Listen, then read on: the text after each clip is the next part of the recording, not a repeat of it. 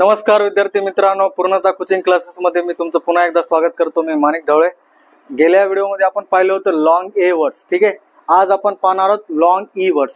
तर पाहूया long E words, ठीक आहे। तर यामध्ये पहा मित्रांनो, E, E dash E, I E, double E, E A, E I, E Y आणि वाय, ठीक आहे। हे सर्व जे वर्ड्स आहेत या सर्वांचा उच्चार काय होतो? मोठं ई, आणि त्याला आपल्याला काय घ्यायचं? कानामात्राच्या नियमानुसार दुसरी वेलांटी, ठीक आहे। तर आज मी सेपरेट कॉलम बनवले आहेत, तुम्ही पाहू शकता। आता बघा ई कॉलम पाहूया।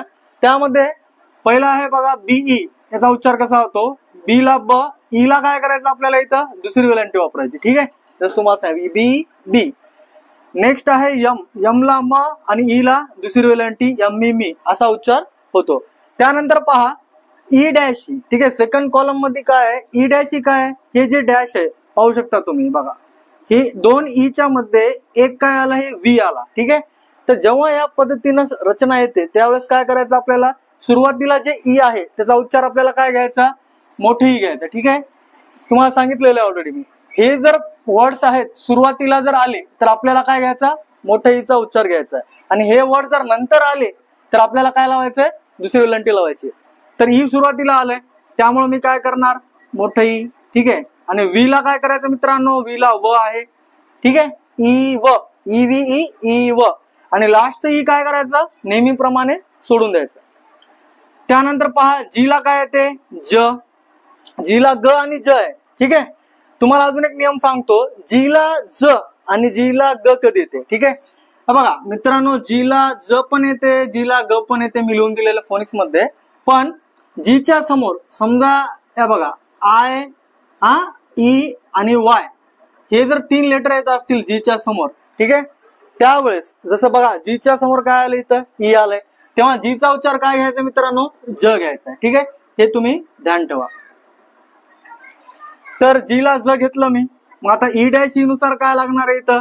आता ई नंतर आहे ना, मग काय लावायचं आपल्याला? दुसरी वेलांटी। मग एन ला काय लावायचं? न, आणि लास्ट आपण सोडून दिलं, जी आणि जीन असा प्रॉपर उच्चार होतो। त्यानंतर पहा आई कॉलम, ठीक आहे। हे जे आई कॉलम आहे, आता आई पार्ट आपल्याला अंडरलाईन करायचं आहे, ठीक आहे। जिथं जिथं आई आहे आपल्याला तिथं काय लावायचं? ई आणि दुसरी वेलांटी। आता बघा याची पोझिशन आहे नंतर। सीएच ला काय तुम्हाला ऑलरेडी माहित आहे, सीएच ला च येते। आता आई आल्यामुळे काय करायचं? नंतर दुसरी वेलांटी, आणि एफ ला फ, सीएच आय एफ ची असा उच्चार होतो। त्यानंतर बीआर ला ब्र, आईला दुसरी वेलांटी, एफ ला फ, B R I E F, brief असा उच्चार होतो। त्यानंतर पहा डबल ई, ठीक आहे। हे जे डबल ईचा पार्ट जे आहे, तर हे डबल ई बघा कुठं आलेलं आहे? लोकेट करायचं त्याला, ठीक आहे। त्यानंतर आता बघा तुम्हाला ऑलरेडी सांगितलं, यस ला काय येणार आहे? अर्ध स, ठीक आहे, कारण समोर कॉन्सनंट आहे। मग पी ला पूर्ण प, समोर वावेल आहे। डबल ई ला दुसरी वेलांटी, सीएच ला च, speech, S P double E C H, speech असा उच्चार होतो। त्यानंतर एफ ला फ, डबल ई ला दुसरी वेलांटी, डी ला ड, F double E D, feed.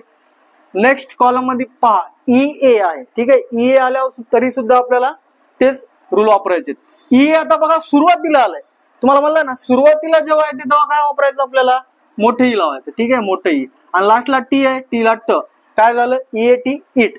त्यानंतर एस ला स पूर्ण, समोर वावेल आहे, आणि ई ए ला दुसरी वेलांटी, एस सी ए सी असा ऍक्युरेट उच्चार होतो। नेक्स्ट पहा ई आय चा कॉलम आहे, ठीक आहे। ई आय बघा अंडरलाईन करून घेऊ। आता बघा तुम्हाला आता जसं जी चा नियम सांगितला नाही मित्रांनो, सेम सी चा बी सेम तसंच आहे। सी च्या समोर जर आय, ई, ठीक आहे, आणि वाय आलं तर काय करायचं मित्रांनो? आपल्याला सेम सी ला काय करायचं? स चा वापरायचं, ठीक आहे।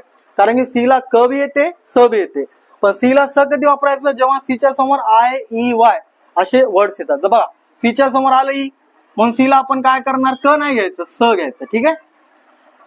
त्याच्यानंतर ई आय ला तुम्हाला सांगितलं काय? दुसरी वेलांटी सी। मग एल ला काय येणार मित्रांनो? ल। आता आय आहे, आय ला तुम्हाला सांगितलेलं आहे, आय ला काय येते? छोटा ई आणि कोणती वेलांटी? पहिली वेलांटी। मग काय येणार? पहिली वेलांटी सी ली झालं। मग नंतर एन ला अर्ध न येते, ठीक आहे, समोर काय? कॉन्सनंट।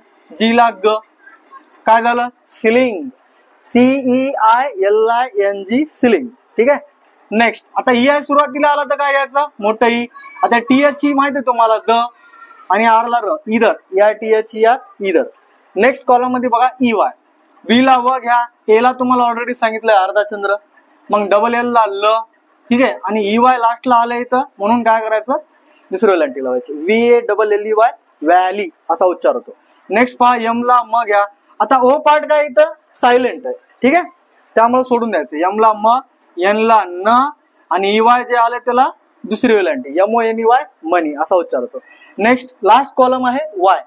आता C ला क, A ला अर्धाचंद्र, N ला अर्ध न, ठीक आहे, D ला ड आणि लास्टला Y आलं तर काय दुसरी वेलांटी. तुम्हाला मी एकदा सांगितलेलं आहे ऑलरेडी. CANDY candy. लास्टला Y आलं तर काय करतो आपण दुसरी वेलांटी वापरतो. मग सेम आता बघा B ला ब. आता याचा उच्चार इथं काय झाला मित्रांनो, अर्धाचंद्र, ठीक आहे. कधी अर्धाचंद्र कधी एक मात्रा, तुम्हाला ऑलरेडी सांगितलं. B ला ब, A ला एक मात्रा आणि B ला समोर अजून ब, Y ला दुसरी वेलांटी. काय झालं मित्रांनो, BABY बेबी, ठीक आहे, आलं लक्षात. तर विद्यार्थी मित्रांनो, जे राहिलेले जे वर्ड्स आहेत, ठीक आहे, तुम्ही त्यांचा उच्चार बनवा आणि मला कॉमेंट्स मध्ये पाठवा. अगर तुम्हाला काही डाऊट असेल तर कॉमेंट्स मध्ये प्रश्न विचारू शकता. आणि पहा, गेल्या व्हिडिओमध्ये आपण लॉंग ई पाहिलं, ठीक आहे, लॉंग ए पाहिलं.